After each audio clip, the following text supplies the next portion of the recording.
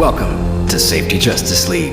The next time I have to come in here, I'm cracking skulls. Beef jerky out, his black coffee in his hand, and he is interviewing a nobody. Oh my gosh. Don't. We're sending you back to the future. NSFW. I'm your number one fan. Get my mental druthers ready here. You need to do that red leather, yellow leather. What is that, like a tongue exercise? Unique New York. Unique New York. There you go. Watermelon. Any monkey business is ill-advised. All right, let's get this started. Mute your people. Mute. Okay, now I'm gonna want to swear. I won't swear. We're on a mission from God. What one question though? Can Redbeard's beard actually like do some superpower stuff? I mean, that thing is getting big. You can't handle the truth. Hey, all you hop leaners and BBS fanboys and fangirls. Today we have what might be a history-making podcast where we have a debate, and our very own Jason Lucas is the moderator in a debate on behavior-based safety versus HOP. And we have two experts in these two camps. We've got Ron Gantt and we have Page-Bottorff. And so I encourage you to keep an open mind, even if you have a leaning one way or the other. You might be surprised on what you find. Take a listen. All right, welcome Safety Justice League audience. We have a very special show today. We are going to have a podcast debate with none other than Page-Bottorff and Ron Gantt. Each of them will be discussing some of their favorite views in safety. Page-Bottorff is going to be talking about BBSO. Ron Gantt is going to be talking about HOP. It is going to be an awesome, friendly debate, and we are going to enjoy that time. Here's how it's going to work.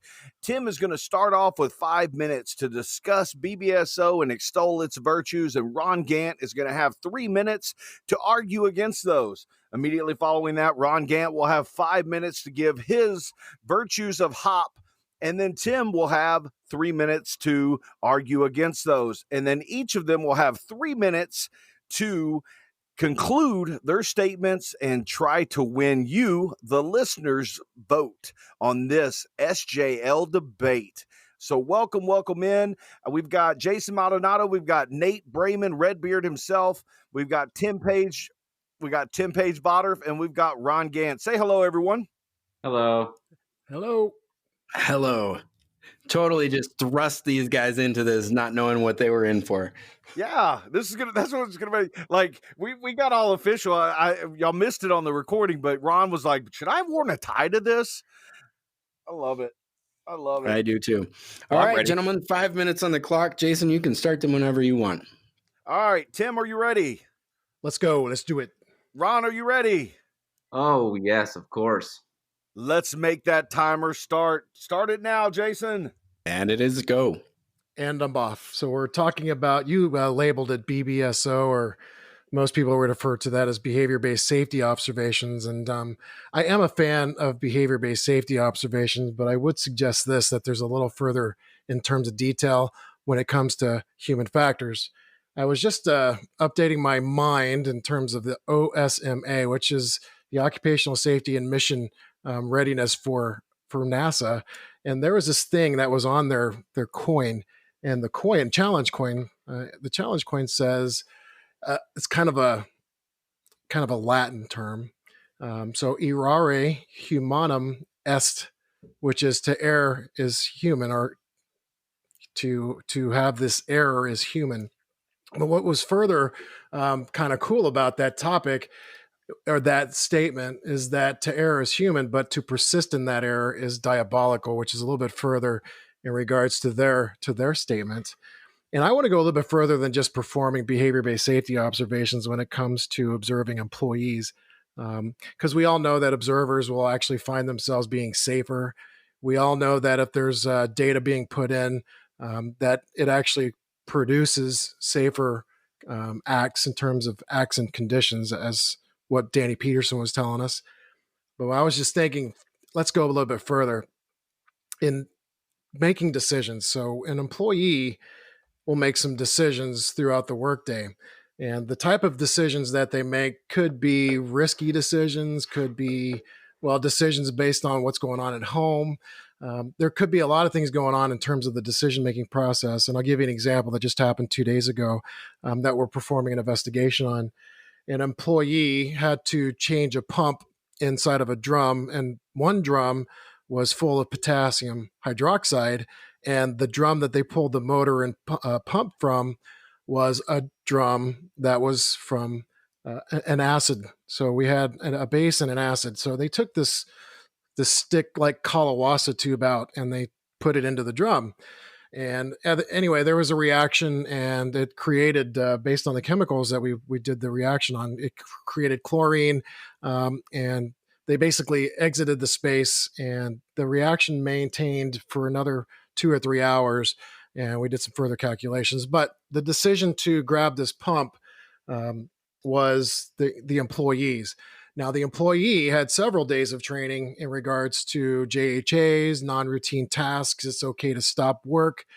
And when it came down to it, this employee making a decision in the investigation said that it was the supervisor that was forcing us to do this. And the supervisor was actually, making us do the work with no specific direction from the supervisor. So, we could go back to BBSO and say that another employee could have done the observation. They could have bounced things off, or the employee could have gone back to the supervisor and asked questions, or in other words, challenged the work. But the employee decided to go ahead and do the work. Now, I'm not a fan of placing blame on individuals, and I don't think that's where I want to go with this. But what I want to do is suggest that if the employee felt like it was safe to stop the job, then they could have. And in terms of argument, I want to go back to the employee and say, hey, well, why did you continue on outside of the supervisor basically rushing you to do this? So the way I look at it is that there's 2 legs, one organizational leg, or 2, the individual leg. And I suggest that both of these legs could be improved. Now, on the organizational side, yes, let's find out. Why did this employee go ahead and say that the supervisor was forcing them to do this? An organizational system side. And then secondly, the individual side, could the employee perform the JHA on the non-routine tasks as instructed through many platforms?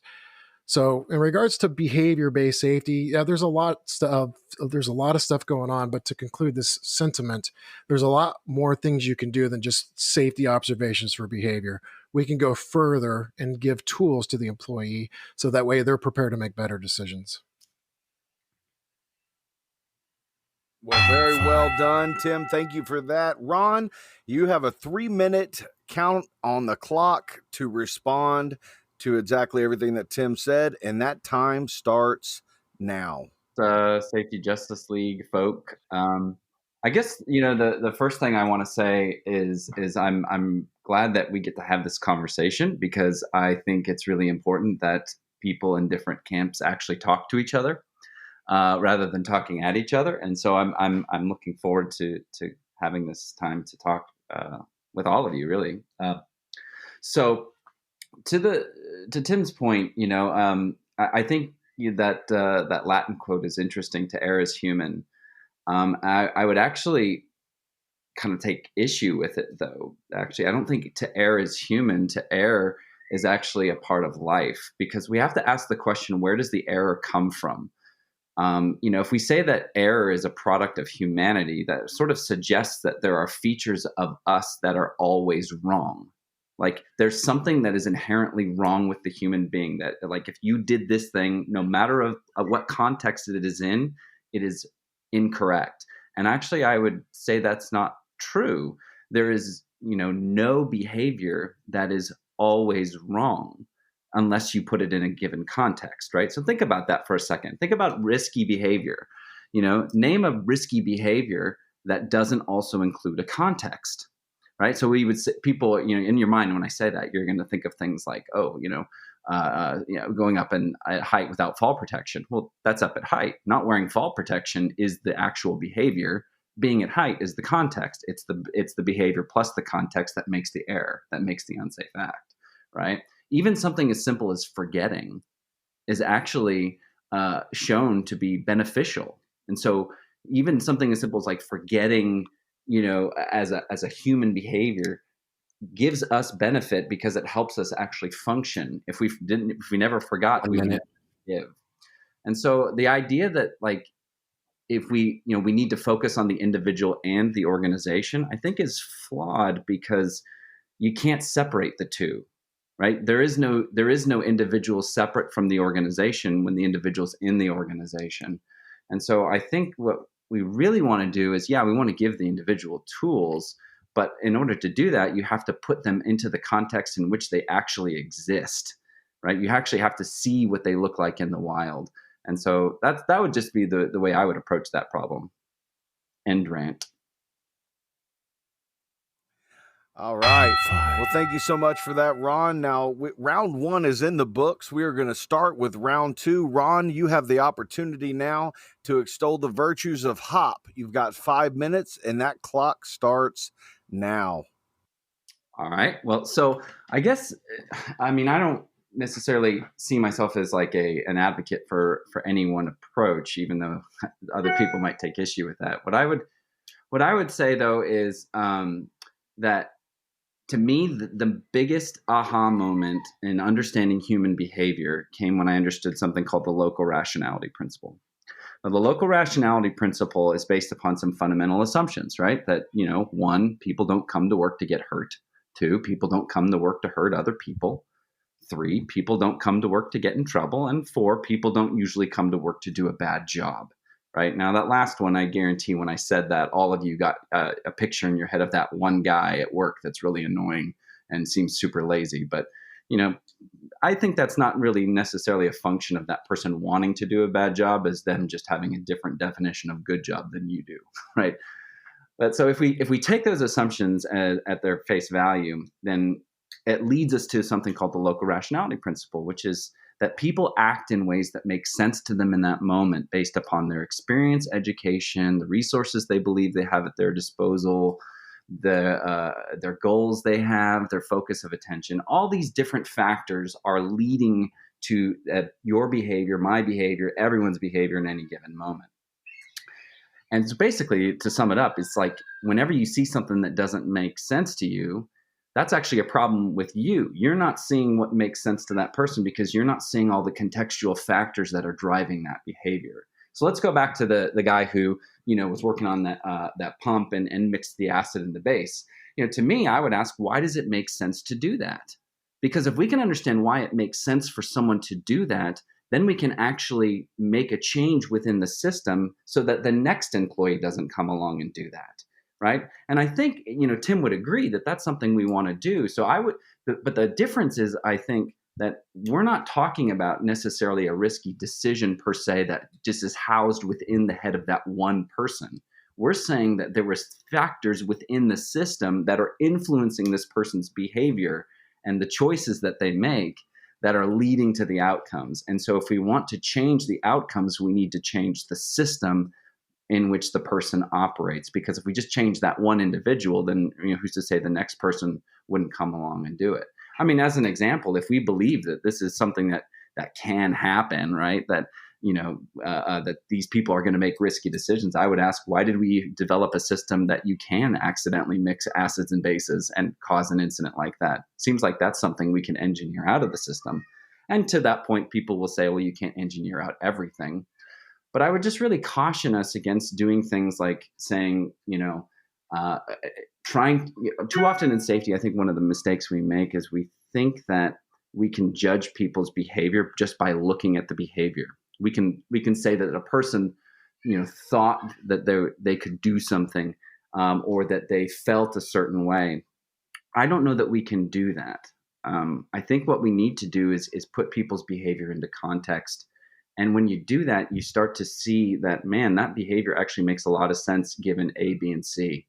And when we go back and start to influence A, B, and C rather than trying to fix the individual, we can actually get better outcomes in the long term. This is actually something that we've been doing for a long time, since actually the 40s and 50s when human factors engineering was born as a discipline.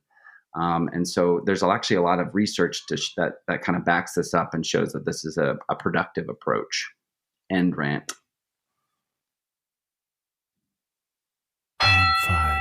Tim, you have 3 minutes to respond to everything that Ron just shared, and that time starts now.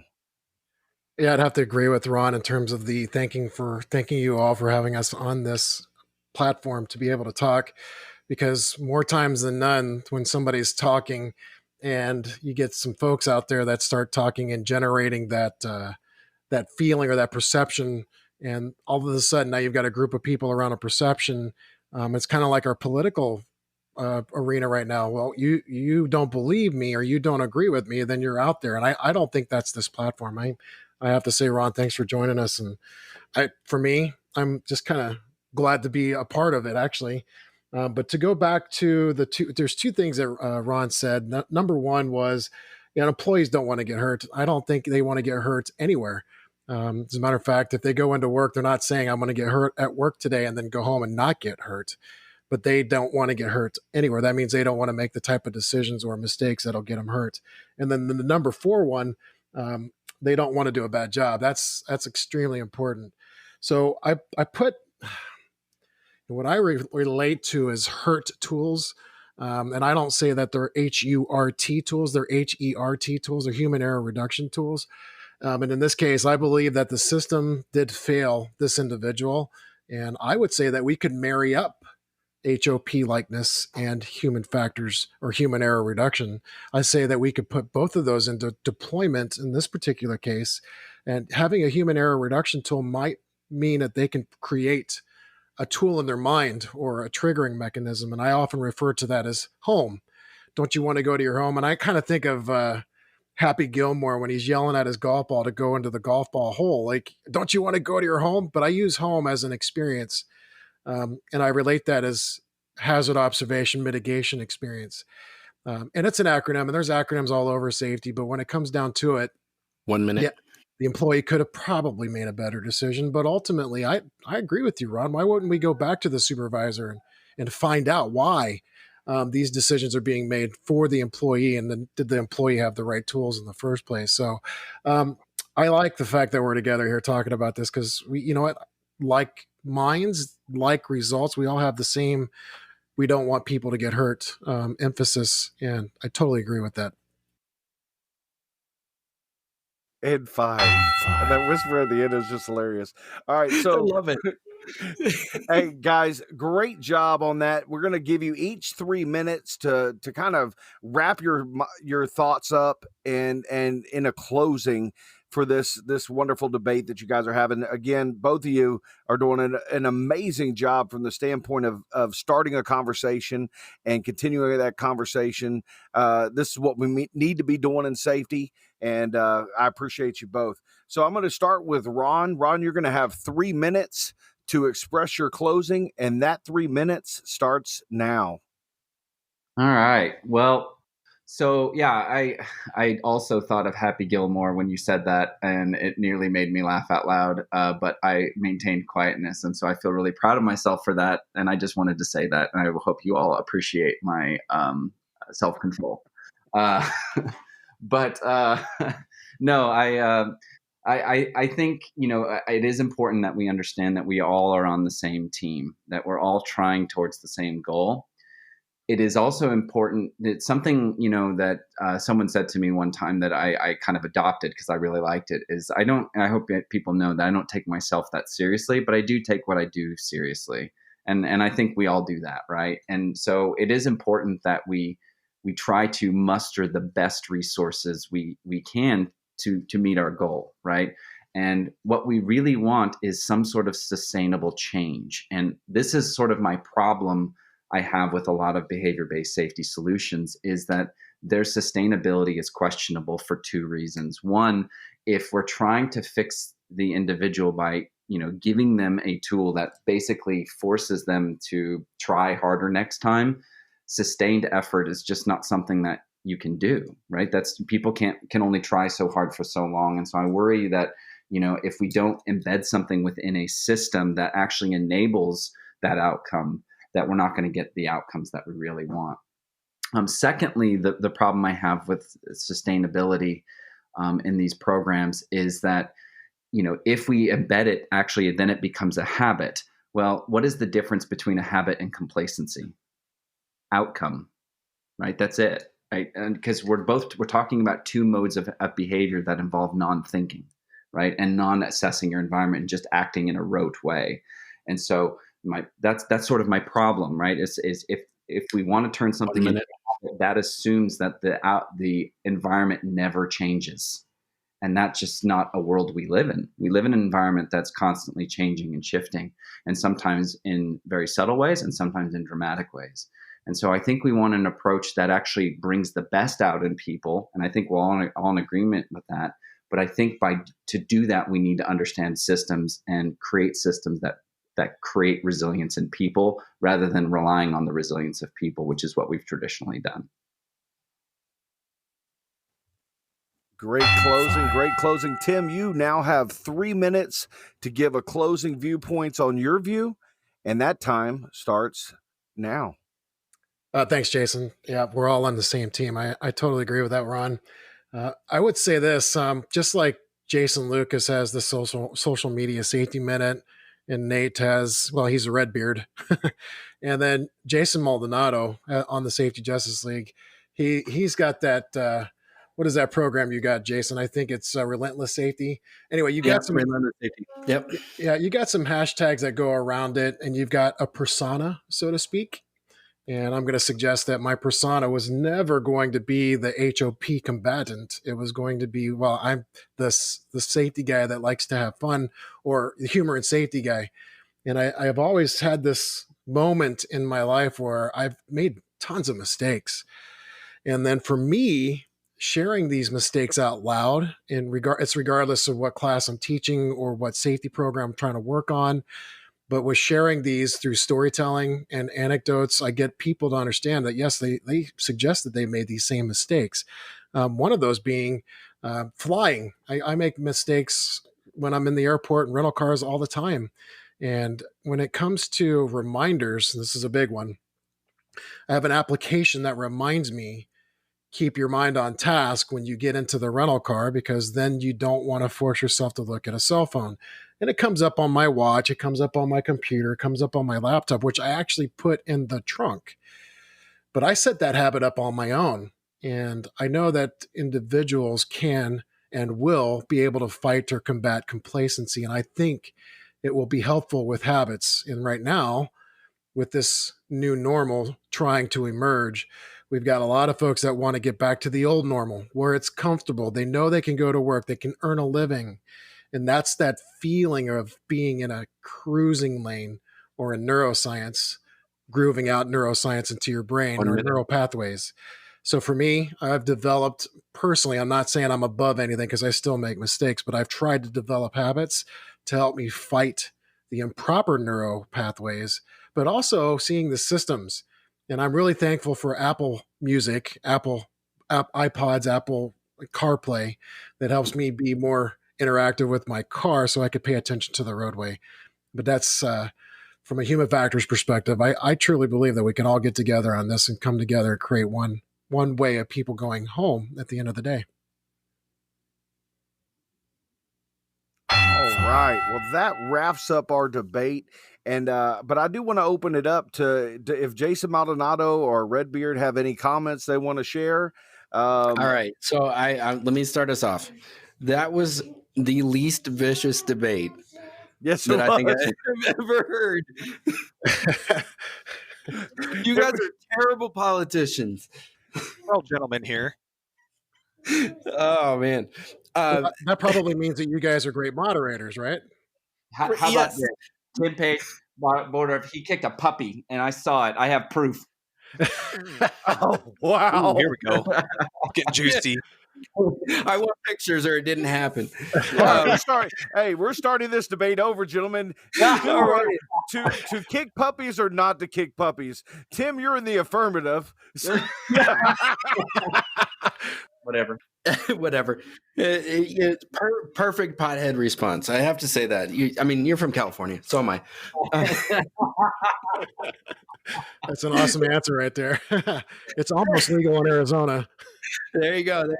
All right. So I have to comment on this, and I have to first of all, I know I thanked you guys before we started, before we hit the record button, but I have to thank you for coming on here and being civil, being Redbeard said it, being gentlemen. Like, there is so much of that lacking in safety right now. It's all about, I don't agree with you. And we saw this today. I'm not going to get into it, but we've been dealing with this all day at Safety Justice League.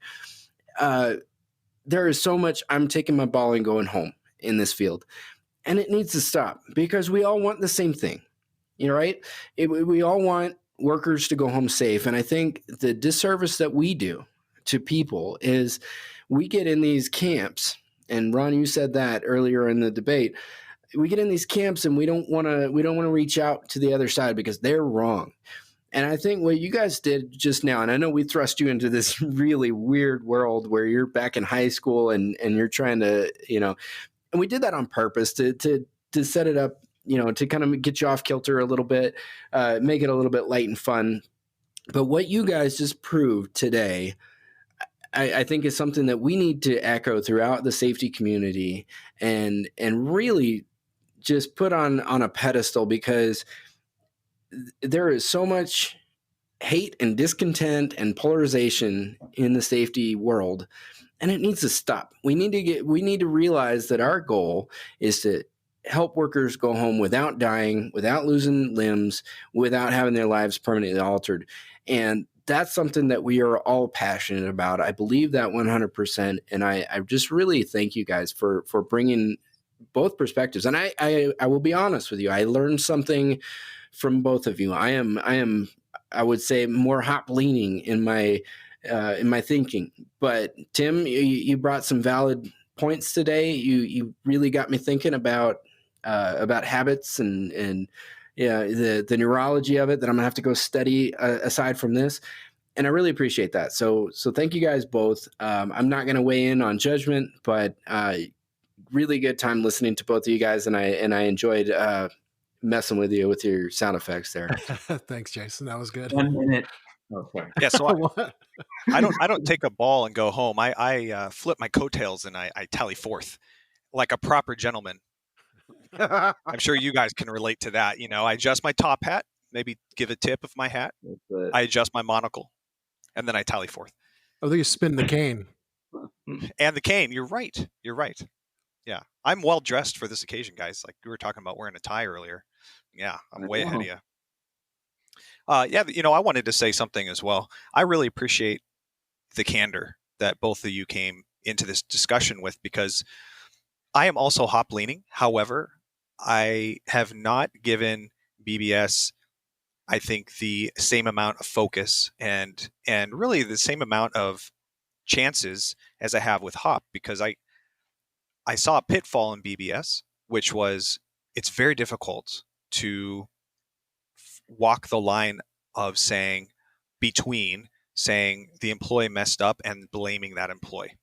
And I think that it is possible to do it, and technically, in principle, it can be done. But I think that it just ends up, it's so easy to slip.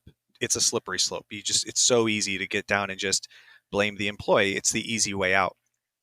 And so that's the biggest pitfall of looking at human behavior. And then also, Tim said something I really liked. He said, I think we can bridge these two worlds together. And I think there's something there. I think that there's a possibility here. There is something called mastery where, employees can be focused and they can do a really good job and they can perform very, very well. And you see it in stunt doubles in movies. You see it, people will do crazy things like walk a tightrope across two very tall buildings, things that are very, very risky. They could have a high level of risk literacy and actually manage risk really well. And there is something to be said about the human behavior aspect of it. And so I do think that the system, if you can fix the system, then when a person tends to fail, and we tend to fail often, I trip, stub my toe, and do all this kind of stuff. But I think that I really do believe, I agree with Tim, that I think there's a way to bridge these two worlds together. And I think we took a little step closer to that today. So appreciate it, guys. Nate, I appreciate you. I'm going to tell you something about this employee I didn't win the battle because they got written up and terminated. And now I'm like, okay, well, all of the stuff that we just did to try to figure out a solution for this, because now what you're telling all the other employees in this system that you're referring to, and yes, I can learn a little bit more about HOP, but having that termination occur, it just sends a message that to me is the wrong message. So yeah, I agree with you. We could build a bridge here. Yeah, the biggest part of that. Amen to that. I think that it's really important that we do work towards bridging the gap between these two and putting something together as a safety field that makes both work. There's a reason that I was the moderator of this debate, and the reason really just falls into a quote from F. Scott Fitzgerald, which says, "The test of a first-rate intelligence is the ability to hold two opposed ideas in mind at the same time and still retain the ability to function." I see value in both Hop. I see value in human factors. I see value in both. And Wait. Hang on. And before you get too much further down that rabbit hole, did you just say that you were the only one that could have an objective opinion about two ideas? Look, here's the thing. What I said was I didn't start off my commentary by saying, well, I lean towards Hop, but... which both of you did. Touche. So I'm saying that we all have the ability to do so. But I think it's so important, like you were saying earlier, Jason, that we come together in these times instead of being split apart. This debate had the ability to be very contentious. It had the ability, if either one of these debaters would have said to themselves, you know what, this is the camp that I'm going to live and die in, this debate would have been different. But instead, I think what it is it shows that we all have room to grow on both sides. So I think that it's awesome that this may be the catalyst that starts something new, and it's done by this one little debate. And I want to end this episode by saying, ultimately, the decision on who wins this debate is going to be done by the listeners. Safety Justice League isn't going to determine a winner in this debate. So when you listen to this, comment on it. Who won? You know, we need to find out, or if maybe you agree with all of us, and it's not a matter of who won, but you agree that it's time that we start coming together and finding the best way to do it by taking ideas from everything. So that's why I'm at. If I could steal a phrase from Ron Gantt, safety differently is a great message, but maybe the message should be... The views expressed on this podcast are solely the opinions of the hosts and their guests, not necessarily their employer, organization, committee, or any other group or individual on this planet or any yet to be discovered containing intelligent life. The podcast is intended for entertainment and educational purposes only. Nothing within this recording is intended to be used as legal guidance or representation of any entity. No portion of the podcast may be reproduced without the express written consent of the show's creator, Safety Justice League, LLC. But hey, ask us nicely. We'll probably share. As always, thanks for listening.